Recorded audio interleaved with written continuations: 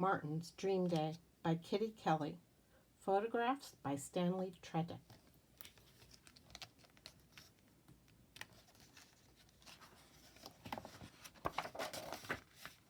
Martin's Dream Day.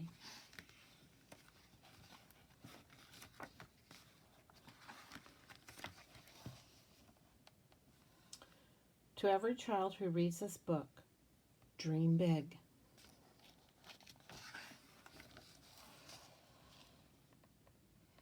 Martin Luther King Jr. was nervous.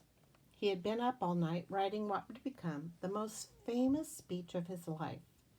Now, standing at the foot of the Lincoln Memorial, he was about to address 250,000 people. He had never seen that many people gathered in one place before. Men, women, and children were standing row upon row for blocks around him, and for one full minute he could not say a word because their applause filled the sky. They were cheering the messenger of their most cherished dreams.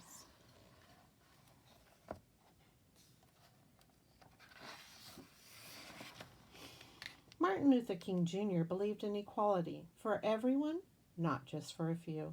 He wanted all people to have the full rights of citizenship.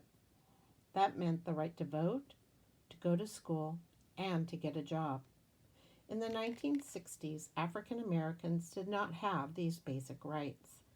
They could not eat in certain restaurants, go to certain schools, stay in certain hotels, or shop in certain stores.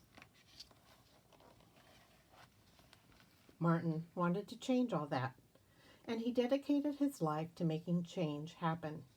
As a minister, he preached that equality was a God-given right, that everyone, blacks and whites, deserved to be treated with the same dignity and respect. He also believed in nonviolence, so he made his demands for equality in a peaceful way. He tried to bring attention to the plight of African American people by leading marches, sit-ins, and boycotts across the South.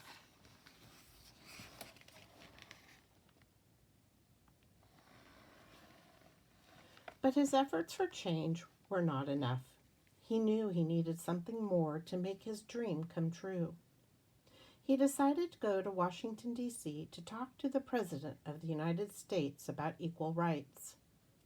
"The time has come, Mr. President," Martin wrote to John F. Kennedy, "to let those dawn-like rays of freedom fill the heavens with the noonday sunlight of complete human dignity." Martin made many trips to the White House with other civil rights leaders. They tried to persuade the president to propose a law that would give black people the same rights as white people. After months of meetings and many weeks of telephone calls and telegrams, President Kennedy finally agreed. He, too, believed in Martin's dream.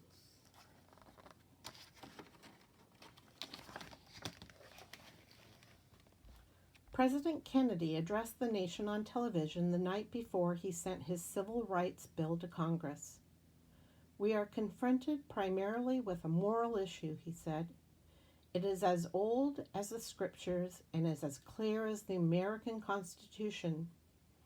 If an American, because his skin is dark, cannot eat lunch in a restaurant open to the public, if he cannot send his children to the best public school available, if he cannot vote for the public officials who will represent him, then who among us would be content to have the color of his skin changed and stand in his place?"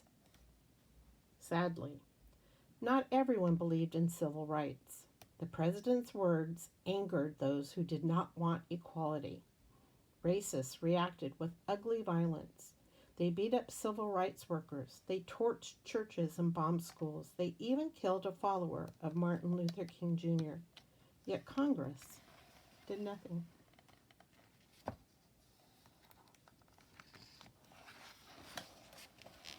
But Martin did not give up. He blew the trumpet of hope. With stirring speeches, he pumped courage into those who were afraid. He proclaimed his belief in the goodwill of America. He insisted that what he called the Bank of Justice was not bankrupt, that it was full enough to give everyone a golden opportunity. How could Martin show the lawmakers in Congress just how many people in America shared his hope for a better life? He decided that a mass protest march on Washington, D.C. was the best way to make senators and representatives pay attention.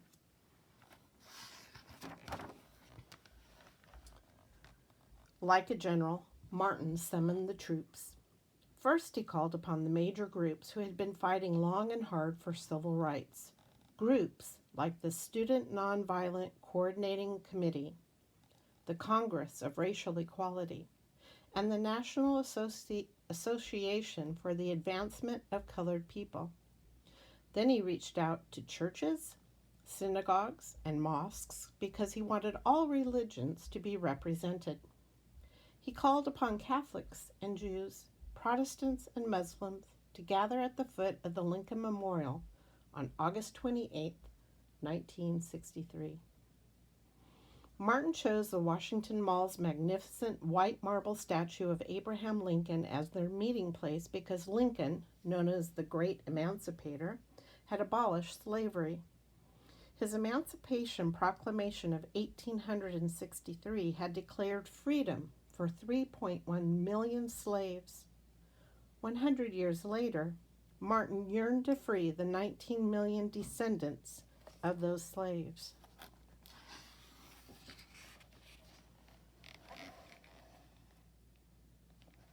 People all across the country responded to his call.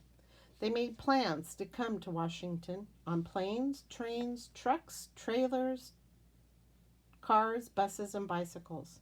One man even roller skated from Chicago. Movie stars and musicians from Hollywood joined writers, poets, and artists. Parents brought children. Teachers brought students. Farmers, firemen, policemen, secretaries, doctors, lawyers, plumbers all came to Washington to tell Congress to pass the law that would give everyone the same rights.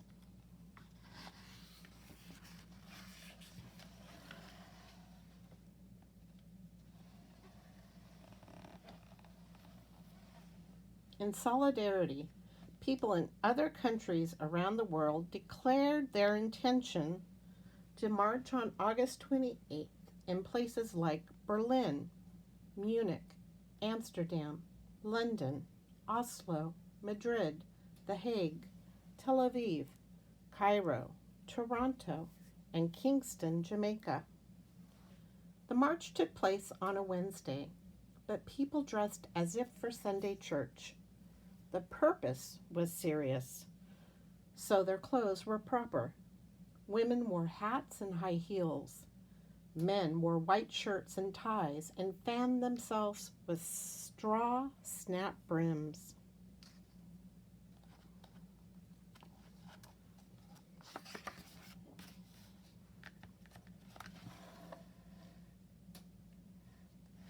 The month of August steams with humidity in Washington, D.C., but the heat did not stop hundreds of thousands of people from coming to the march. It was the largest assembly ever gathered at the feet of Lincoln, and the gathering was joyful. People sat 20 deep around the reflecting pool where they dangled their feet in the water.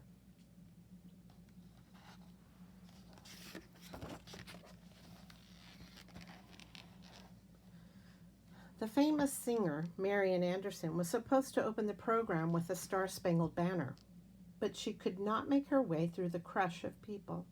So Camilla Williams, the first black woman to have a role with the New York City Opera, sang it instead.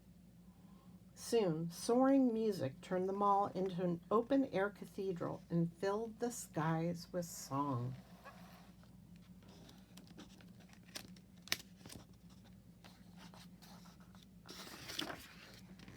After an afternoon of powerful speeches and solemn singing, the most magnificent moments of the day came at the end of the program when Martin Luther King Jr. appeared on stage.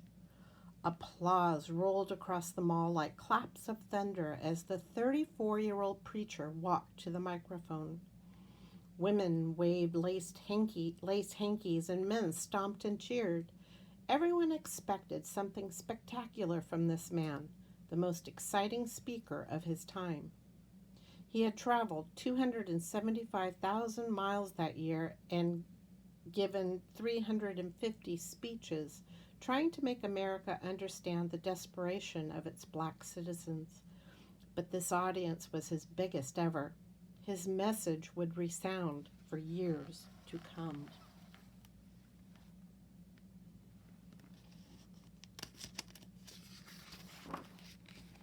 Martin began by addressing the long struggle, the terrible nights of jail and injustice.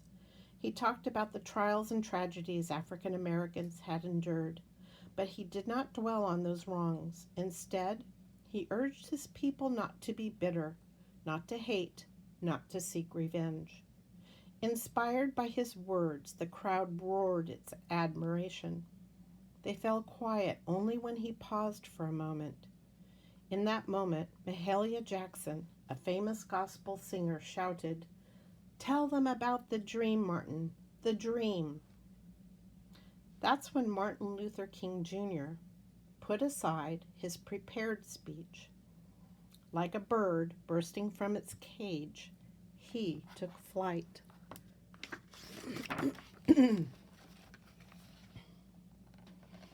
I have a dream that one day this nation will rise up and live out the true meaning of its creed. We hold these truths to be self-evident, that all men are created equal.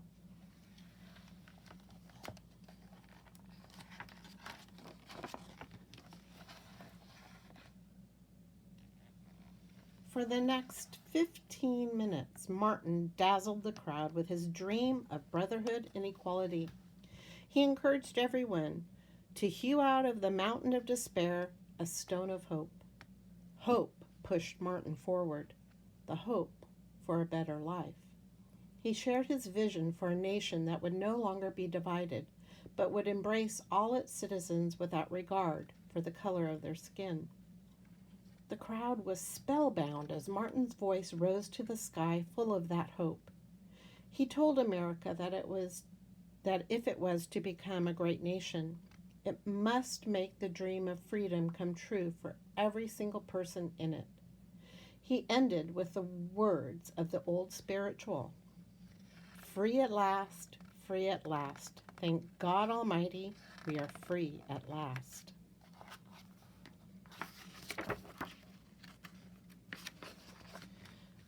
The next year, President Lyndon B. Johnson signed into law the Civil Rights Act of 1964. A year later, he signed the Voting Rights Act of 1965. Finally, Martin's dream had begun to come true.